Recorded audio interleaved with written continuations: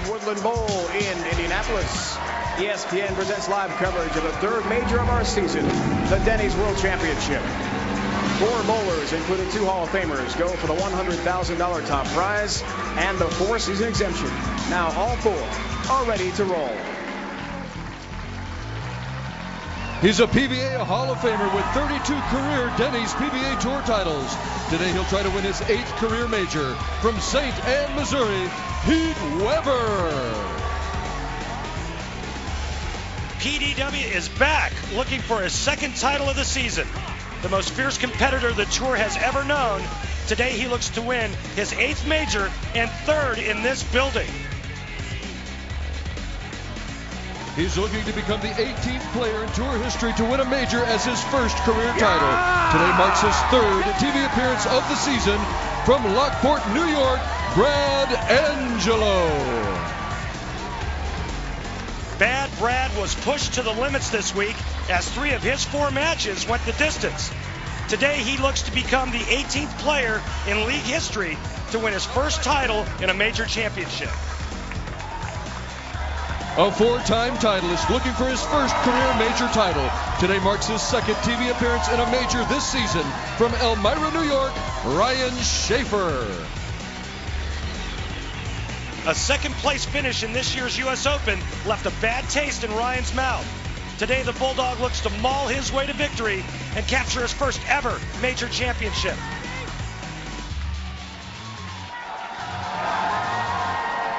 This 40-time titleist is looking to the Earl Anthony's all-time Denny's PBA Tour titles record. He's making his 3rd consecutive TV appearance. From Ocala, Florida, Walter Ray Williams Jr. The quest continues for Walter Ray as he tries yet again to tie Earl Anthony's title record. This is his 7th attempt at bowling's Holy Grail. Will 7 be Walter Ray's lucky number? These are your finalists competing for the title in the 2006 Denny's World Championship.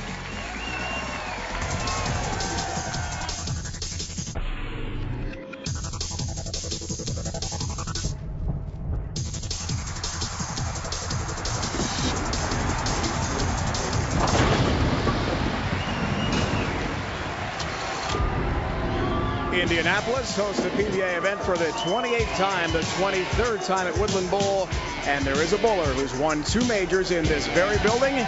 His name, Pete Weber.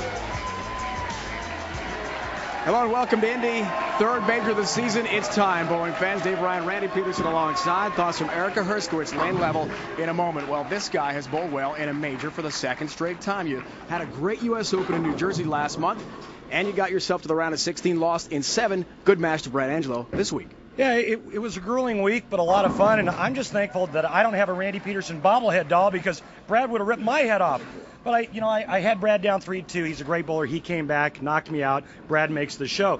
But for me, I've had great success here at Woodland Bowl. I won here in '99, made the show the following year, and it's always really nice to be able to come back to a center that you've had success and bowl well. A lot of fun for me this week. Well, great week for you, partner. Congratulations. Well, Brad and Randy, 2 of 182 bowlers in a very grueling field here at the Denny's World Championship. The top 4 in points to this stage of the season got a ticket to the round of Super 16, bypassing all qualifying, but that didn't help any of the 4 make the show. Others had to get through 27 games of qualifying. The top 4 from that group, including Pete Weber, made the round of Super 16. The rest went the way of the round of 32 match play, had to make it through 4 rounds of match play to get to TV, so when the dust settled, 4 bowlers remain. We have interesting storylines today. Schaefer looks for his first ever major. Brad Angelo looks for his first ever title. Walter Ray and Pete go for major history today. Randy, how do you best evaluate the season of those 2 Hall of Famers? Well, Pete and Walter Ray have had nice years. Not great years by their standards, but nice years. Pete Weber, over $106,000 in earnings. He's 10th in average. He won in Hammond, Indiana earlier in the season. And I think his ball rotation is perfect for this week's oil pattern because he can create a lot of back-end reaction, which I think was the necessary thing to do to get your ball to strike a lot. Walter Ray, yet to win this season. However, he's 3rd in average, 10th on the money list. This is his 3rd straight telecast. Still trying to tie Earl's record at 41 titles. He won this event in '01 and in '03. And keep one thing in mind, the last time Walter Ray did not win a title in a season, 1992. It's been a long time. Let's check in with the brackets. First ever TV head-to-head meeting with Pete Weber and Brad Angelo.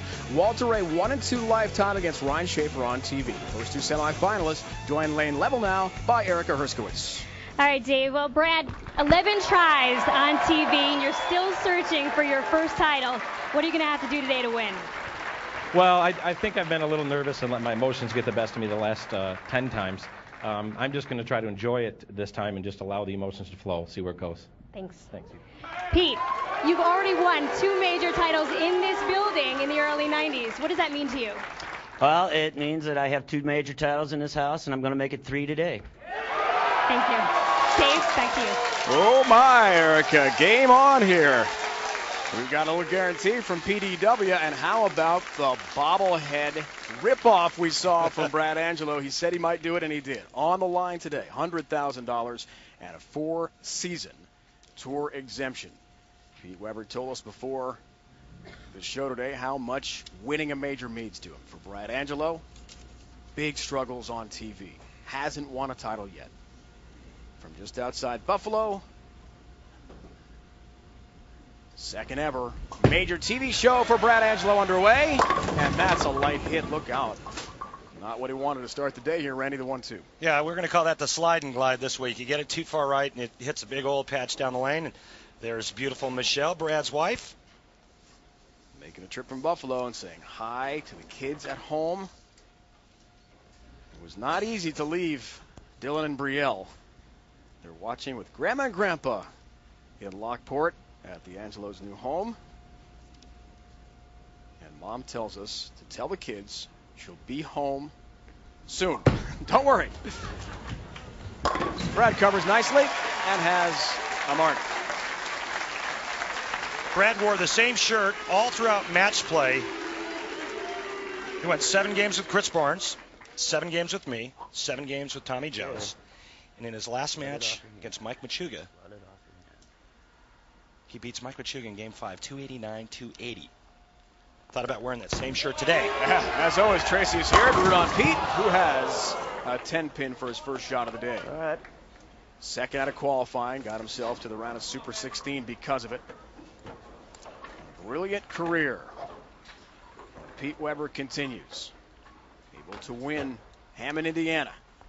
He is exempt, coming back from what was a very difficult year for him with the passing of his father, Dick. Ace Hardware matchup. Well, Pete Weber with all those career titles, 32 of them. Brad looks for his first ever. Who rises to the top today? Pete's got all the major championship experience. Brad's never won. Advantage has to go to Pete Weber, but Brad's got something to say about that. Brad was awfully tough this week.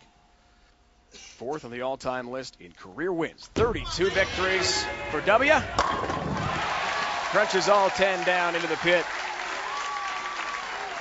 Pete tries for his 8th career major title today. That would tie Earl Anthony's record. Of course, Walter Ray goes for number 41 career victory later on today in the second semifinal with Ryan Schaefer. If he can get through Ryan and the winner of this match, he wins his 41st and ties Earl Anthony's mark. Brad looks for some history, too. Better shot. You saw that graphic. Brad trying to become the 18th player to win a major as his first title. Last person to do that, Brian Smith. A couple of years back, he won the Masters. 2003 in Reno for Brian Smith out of Oregon. Bowlers like Robert Smith, Mika Koivuniemen, Rick Steele-Smith have also had their first title be a major. Hence, Major Mika, his first 2 were major championships. Walter Ray was on that show that Brian Smith won. Angelo, very deliberate approach to the foul line. Ringing 10 for Brad. What are your thoughts on his approach, how slowly he gets himself to the line? Well, it works for him. You know, it's all about being in sync and repeating. And Brad has that little stutter step. You see the 6 goes around the 10. We like to call that the ringing 10, as opposed to the 6-pin laying in the gutter. That'd be a weak 10. Not great numbers on the single-pin conversions. It's pretty rare to see that many misses, but a lot of games, of course, bowled here. 50 plus for some.